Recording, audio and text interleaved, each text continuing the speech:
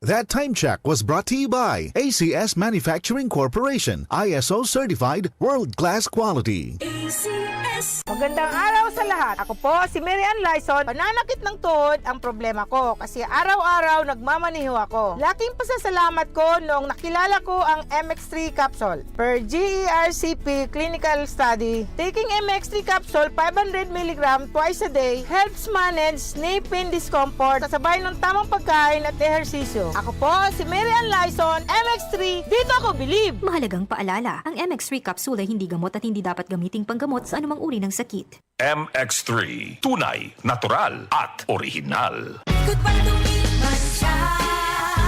Hello, Bright Bar Blue. Isang labanan yan. Bright Bar Blue. Pride Bar Blue with powerful stain-away enzymes. Malupit magtanggal ng dumit mancha pero di masakit sa kamay. Goodbye to me, Masya. Hello, Bright Bar Blue. Isang labanan yan. As tested ang cotton and polycotton. Sa mancha, malupit. Sa kamay mo, mabait. Pride Bar Blue. Manufactured by ACS Manufacturing Corporation. ISO certified world-class quality. ACS. Sunfall Vitamin C, ang alkaline na vitamin C. Ako si Nico Delfin, dating TV reporter ng Kapamilya Network. Siguro kong naka-Santone Vitamin C ako araw-araw. Importante kasing maiwasan ang sakit at mapalakas natin ang katawan. Sunfall Vitamin C, ang alkaline na vitamin C. Magbibigay sa pinakamalapit na butika sa inyong lugar. Mula sa #1 Smart Dishwashing Paste. Ang galing-galing mo! Smart Dishwashing Paste ko!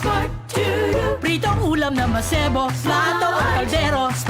Tanggaling for everyday. Ganyan pag Smart ang dishwashing paste. May double tanggaling formula. Tanggal galing ang sebo at bakterya. Bahid para walang bahid, linis fantastic sa metal at plastic. #1 ko to! Tanggaling-galing mo!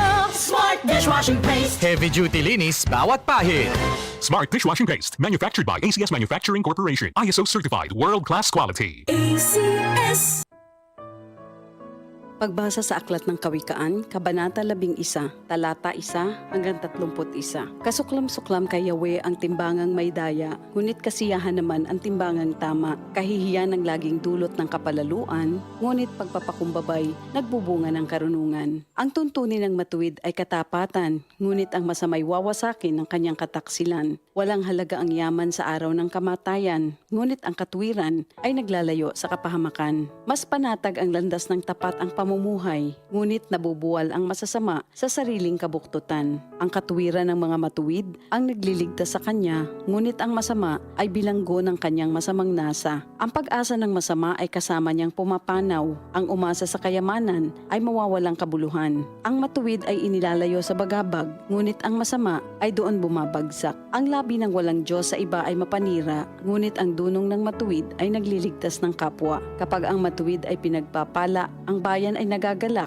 ngunit higit ang katuwaan kapag ang masamay napapahamak. Dahil sa salita ng matuwid, ang bayan ay tumatatag, ngunit sa kasinungalingan ng masama, ang lungsod ay nawawasak. Ang kapos sa kaalaman ay humahamak sa kapwa, ngunit laging tahimik ang taong may unawa. Walang maitatago sa bibig ng madaldal, ngunit ang tunay na kaibigan, iyong mapagkakatiwalaan. Sa kakulangan ng tuntunin ng bansa ay bumabagsak, ngunit sa payo ng nakararami, tagumpay ay tiyak. Ang nananagot para sa iba, sa gusot ay nasasadlak, ngunit ang ayaw gumarantiya ay malayo sa bagabag. Ang babaeng mahinhin ay nag-aani ng karangalan, ngunit ang walang dangal, tambakan ng kahihiyan. Lagi sa kahirapan ang taong tamad, ngunit masagana ang buhay ng isang masipag. Ang taong mabait ay nag-iimpok ng kabutihan, ngunit winawasak ng marahas ang sarili niyang buhay. Ano man ang anihin ng masama ay walang kabuluhan, ngunit ang gawang mabuti ay may pagpapalang taglay. Ang taong nasa matuwid ay makasusumpong ng buhay,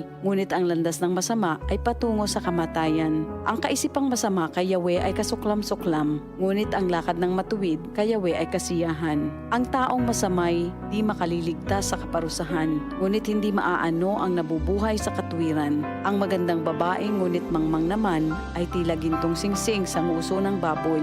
Anumang nais ng matuwid ay nagbubunga ng kabutihan, ngunit ang mahihintay lang ng masama ay kaparusahan. Ang taong mapagbigay bibigay ay lalong yumayaman, ngunit naghihirap ang tikom ng mga kamay. Ang taong matulungin sasagana ang pamumuhay at ang marunong tumulong ay tiyak na tutulungan. Sinusumpa pa ng lahat ang nagkakait ng butil, ngunit pinupuri ang nagbibigay ng pagkain. Kung mabuti ang hangarin, ikaw ay igagalang. Kapag humanap ng gulo, iyon ay masusumpungan. Malalantang tila dahon ang nagtitiwala sa kanyang yaman, ngunit ang matuwid ay giginhawa tulad ng sariwang halaman. Ang nagpupunla ng gulo sa sariling sambahayan, mag-aani ng problema, gugulo ang pamumuhay.